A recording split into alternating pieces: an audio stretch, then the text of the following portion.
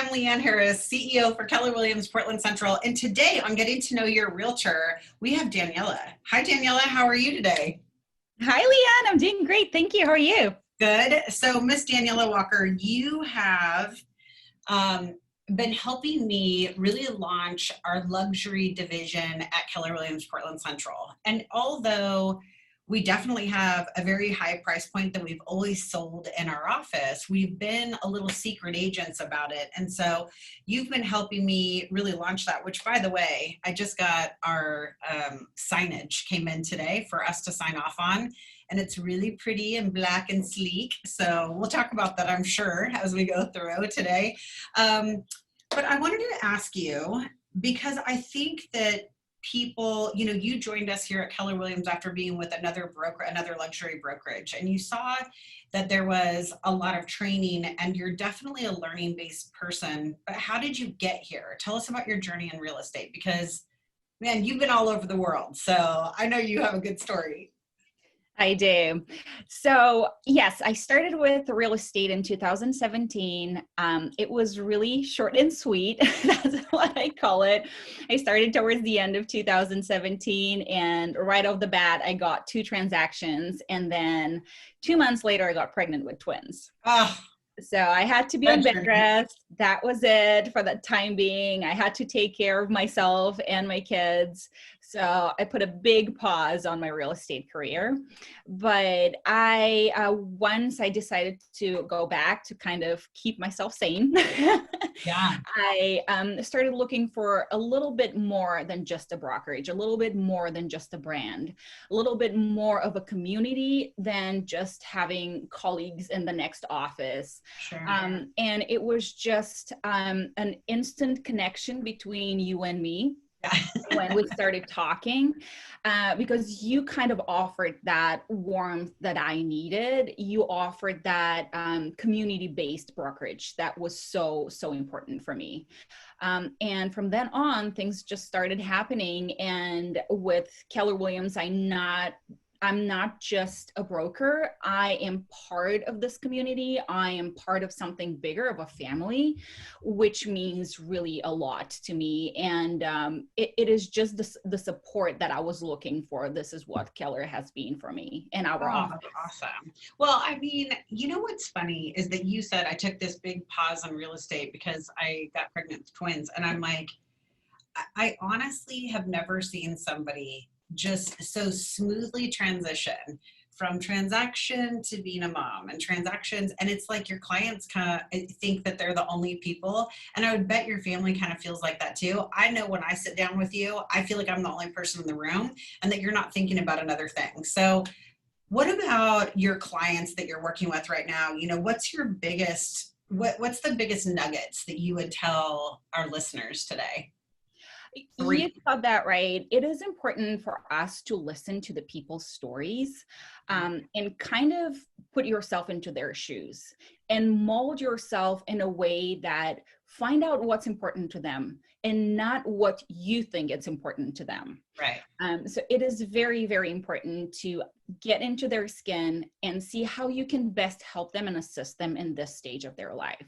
And sometimes I know real estate can be very stressful for a lot of people, but just bring in that comfort, because we're not just real estate agents. We are psychiatrists and therapists and all of the above. And bring that fun into the transaction to show them that there is a lot more than just contracts and money involved. It is their life. It is the place where they will raise a family, a place where they will bring pets in and they will invite family in. So showing them that little like fun in life, just to kind of brighten up their day a little bit. Well, I think it's this is where I feel like we really have to get back into Daniela Walker and where the things that you've done in your life. So, and I know nobody ever knows what I'm going to say when they get on these.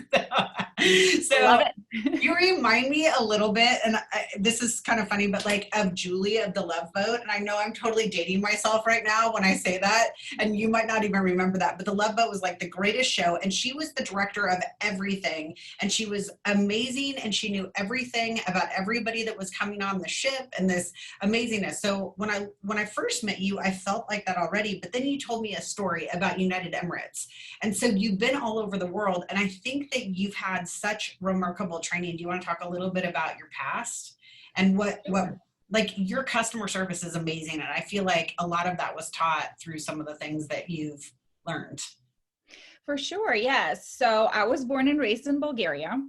I left my country when I was around 20. I came to the US for a little bit to study business administration, student exchange program and all, then went back to Bulgaria, and I kind of felt that it's a little too small for me. So I tried to think of ways how I can explore the world. And I saw this ad in a newspaper about Emirates looking for flight attendants. And I was like, okay, this is a great opportunity. Let me see what happens. And fair enough, it was this huge deal. I have never heard about Dubai before. I've always like knew that it's somewhere in the Middle East. Geography wise, I was okay with it, but did not know what it had to offer. And especially Emirates. I've seen like Emirates and like the big jerseys of the soccer players and It's football players. football. Football, exactly. In Europe, we call it football. So I was like, okay, I'm this adventurous person. This definitely fits my personality. Let's give it a go. And I can always go back to what I know. So that's how my whole career with Emirates began. It was amazing. It was a life school. It was customer service school. It was lesson after lesson. I grew a lot. Just one of the biggest things I can say I learned was how to get out of my comfort zone. Yeah. Because I was raised in a small country, in a small city, in a small country, where almost everybody knew everybody. And it just to go on this big stage where everybody's looking at you and you wear this like red lipstick and red nail polish and red hat, and every single person looks at you when you walk through the airport and when you're on the plane. It was huge. But for me, it was that what made me go through it and get over my fears was the belief in the product, believing in me and me being that product. Yeah. And that really helped me overcome that fear of being exposed, because you are exposed. I'm usually a very outgoing person, so I find topics to talk about with every person pretty much. But it was hard just getting out of your head and putting yourself out there. But believing in that 5-star service, believing in you are the product was what got me out of my head. And it was amazing. Once you get through that initial hurdle of just, what am I doing right now?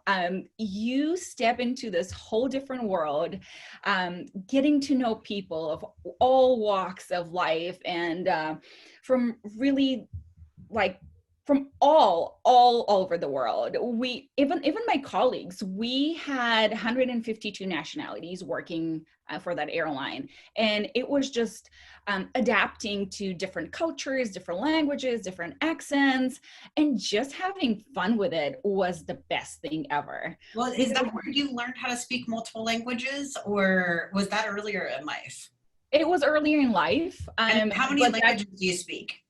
So I speak 4: Bulgarian, Macedonian, Serbian, Russian, and English, okay, 5, and a little bit of German, a little bit of here and there. So once you start with languages, it's easier for you to learn more and more.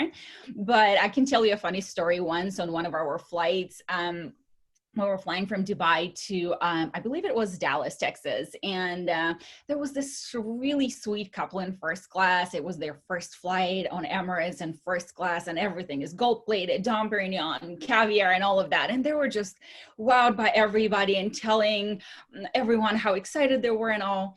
And then on our initial announcement, we would usually tell people how many languages are spoken on this flight. And I believe there were like 17 different languages on that flight. And this lady pulls me and she was like, Daniela, I am so astonished by you. I was like, why? She goes, so how long did it take you to learn all these 17 languages? I was like, oh, not that long, about a year or so. That's awesome. That So is yeah, awesome. that's how I started with customer service mainly, and it just grew from there. It's that personal touch with Yeah. people. It just making them feel comfortable in your presence is what really customer service is about. Well, I think that one of the things that people don't really give a lot of credit to is that there's a lot of technical pieces that go into becoming a flight attendant. And you and I have talked a little bit about that, but it's very technical and you have to know safety protocol and things like that. And I think that it translated for you into real estate because I watch you following the protocols, you keep up on your education, you know what's happening during a transaction. I've seen you reach out to people that have been in the business 20, 30 years, your principal broker, you're constantly seeking to make sure that you've got a win for your clients.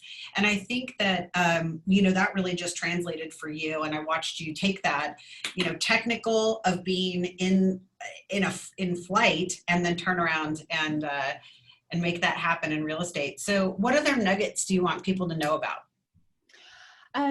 For sure, you definitely touched on that technicality and just knowing your stuff and keep growing because it's every industry is ever changing, ever growing, ever evolving. Yes. So we need to keep up with all of it. So my strategy, what I usually do is definitely I keep myself as informed as I can be.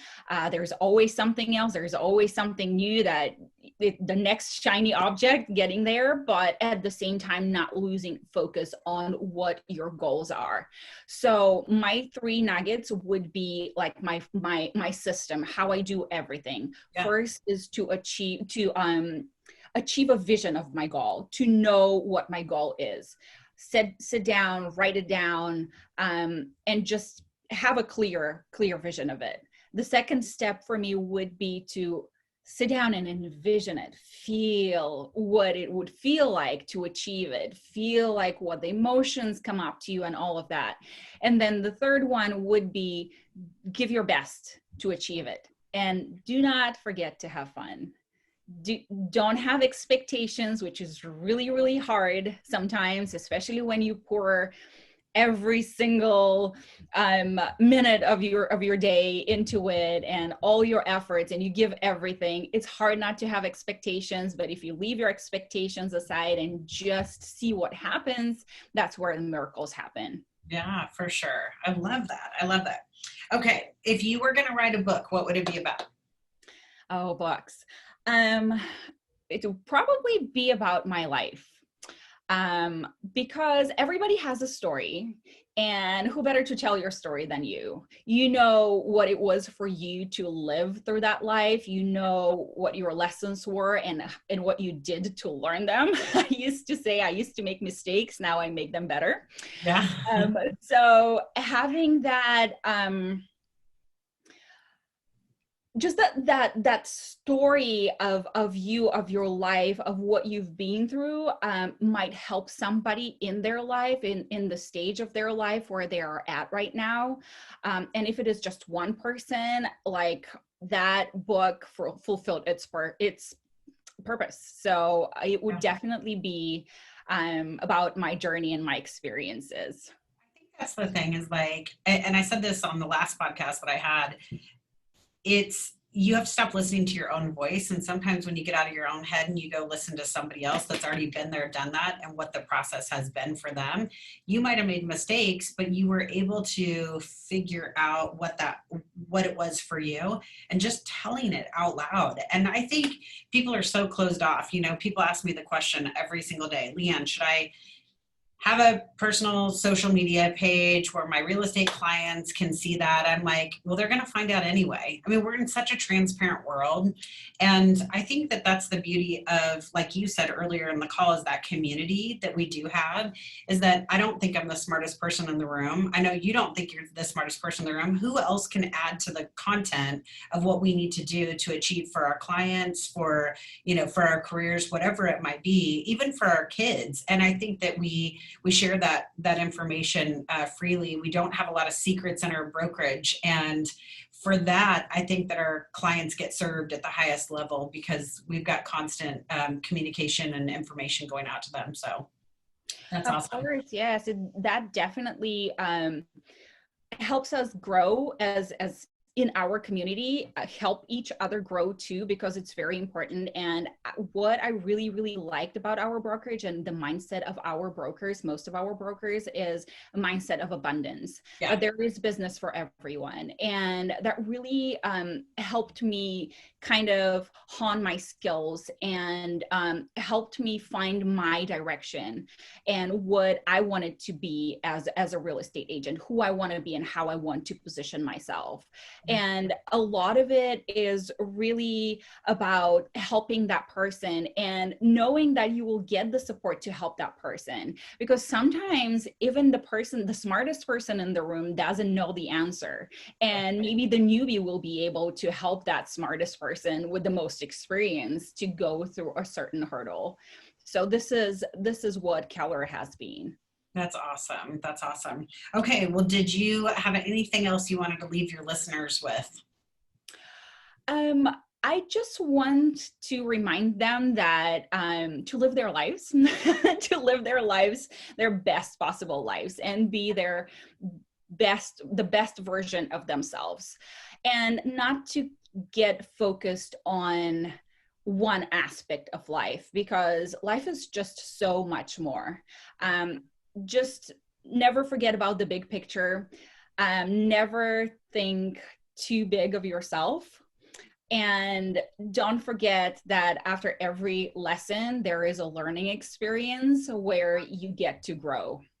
Because if you don't grow, if you don't encounter problems, if you don't encounter hard situations, you will never grow. But don't forget to give yourself a little bit of time to feel sorry for yourself, just to get over it, and then pick up and go. People, you're entitled to a pity party. I just want to know what time it's going to end, because we've got to move on.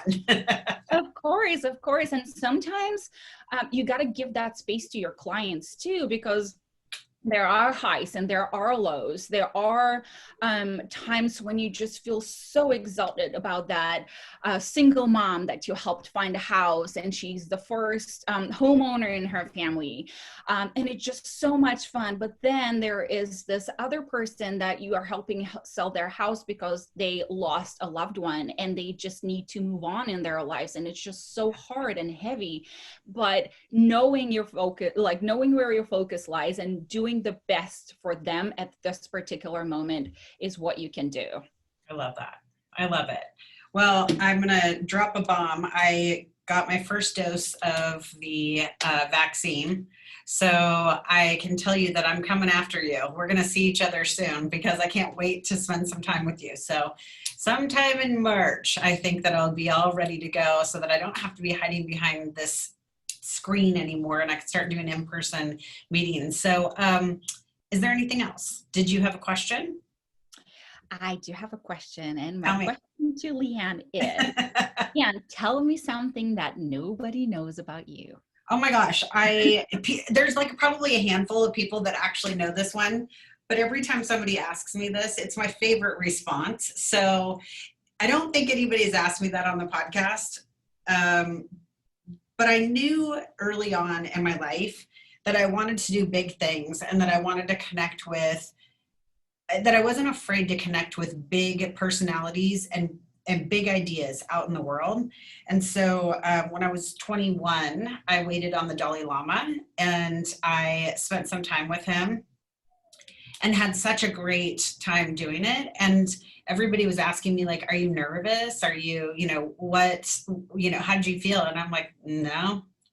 And they were like, why? I'm like, I don't know. I'm not starstruck. I'm more I'm more, the way that I describe it is I'm information struck. So if I think someone's wise or knowledgeable, I get very starstruck, I guess, that way, but not because of a name. It's more about knowledge and who they are and what they've done and maybe the vibes that they're sending out in the world. And so yeah, that's the one thing that I don't think people, I think people know that I really do love to connect with big personalities and people that have done big things, but I don't know that people know that I got to wait on the Dalai Lama and take care of him. So That's awesome. I met him in person too. I got to spend his 80th birthday with him. it's like a cool vibe is how it feels, right? For sure. And I can tell you a funny story about the big names. Oh my gosh, yes. The Eagles as my passengers. Like I've met a lot of celebrities through Emirates, but this was a funny story. They were just done with their concert in Dubai and they're flying back to LA. So I was just serving them and they were just such nice people, great people. And there were all these flight attendants and other passengers wanting to take pictures with them and all. And I was the one that was serving them.